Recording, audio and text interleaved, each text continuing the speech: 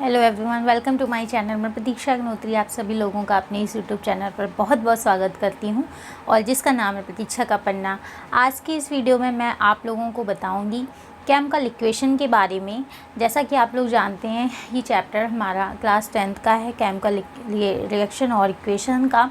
तो chemical reaction के बारे में इसके पहले वाले वीडियो में मैं आपको बता चुकी हूँ। अब बात करेंगे इस वीडियो में हम केमिकल इक्वेशन के बारे में।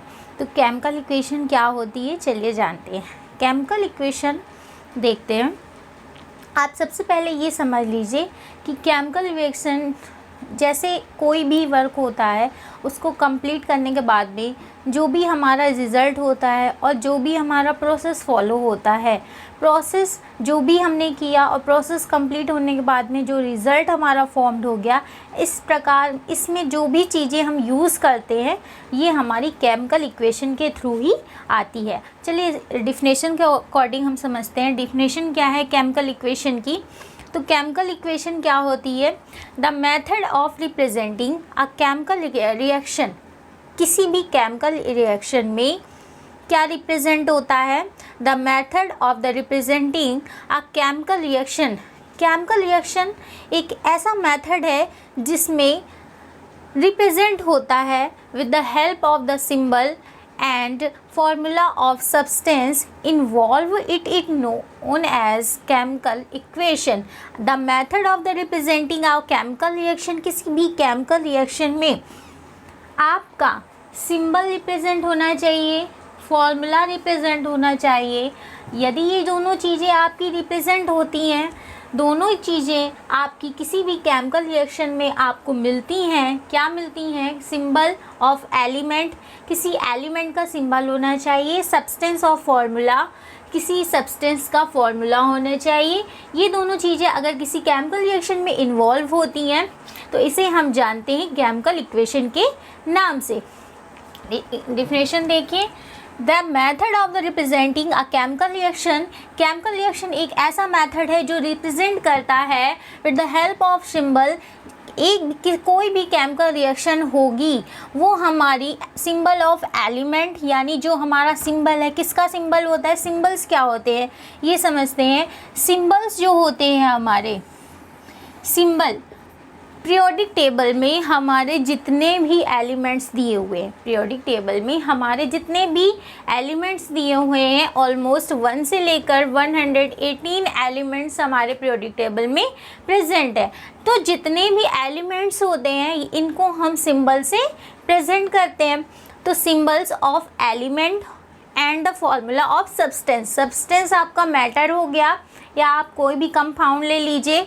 जैसे सब्सटेंस हो गया, मान लीजिए H2O हो गया हमारा, कार्बन मोनोऑक्साइड हो गया हमारा, CO2 हो गया हमारा, that is called the substance and the compound of formula. तो किसी भी यौगिक का हमारा फॉर्मूला होगा या सब्सटेंस का फॉर्मूला होगा and the element of the symbol, और द सिंबल होंगे हमारे किसी भी केमिकल रिएक्शन में। अगर आपकी ये दोनों चीज़ें प्रेजेंट आपको दिखती हैं, that is called the end the known as the chemical equation.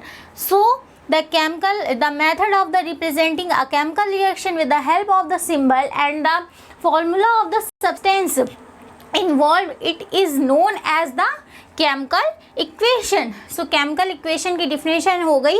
Hindi में भी आप एक बार समझ लीजिए कि जो भी केमिकल रिएक्शन होती है, यदि कोई रासायनिक अभिक्रिया होती है तो उस रासायनिक अभिक्रिया को पूरा करने में हम जो हमारे तत्व होते हैं उन तत्वों की प्रतीकों की सहायता से, और जो हमारे सब्सटेंस होते हैं यानी जो हमारे पदार्थ होते हैं उन पदार्थों के फॉर्मूलों की सहायता से जो भी हमारी रासायनिक अभिक्रिया बनती है वो हमारी रासायनिक समीकरण के नाम से जानी जाती है, केमिकल इक्वेशन के नाम से जानी जाती है। तो ये हो गया हमारा केमिकल इक्वेशन। एग्जाम्पल के अकॉर्डिंग देखिए, एग्जाम्पल लिया है Zn प्लस SO4। Zn जो होता है हमारा वो जिंक होता है। Zn हमारा एक एलिमेंट है, जिंक एक हमारा एलिमेंट है, इसे इसका सिंबल होता है Zn। जिंक हमारा एक एलिमेंट है, इसका सिंबल होता है Zn। Zn और SO4, Zn और SO4 जब आपस में मिले इनकी जब आपस में रिएक्शन कराई, रिएक्शन कराने के लिए हम इस साइन से रिएक्शन को डिनोट करते हैं कि इनके बीच में रिएक्शन हो रही है, और रिएक्शन होने के बाद में हमारा एक फॉर्मूला फॉर्म्ड हो गया, एक कंपाउंड फॉर्म्ड हो गया, एक प्रोडक्ट फॉर्म हो गया। सो जैसा कि मैंने आप लोगों को बताया कि any chemical reaction with the help of the symbol and the formula of the substance involve in it is the known as the chemical equation.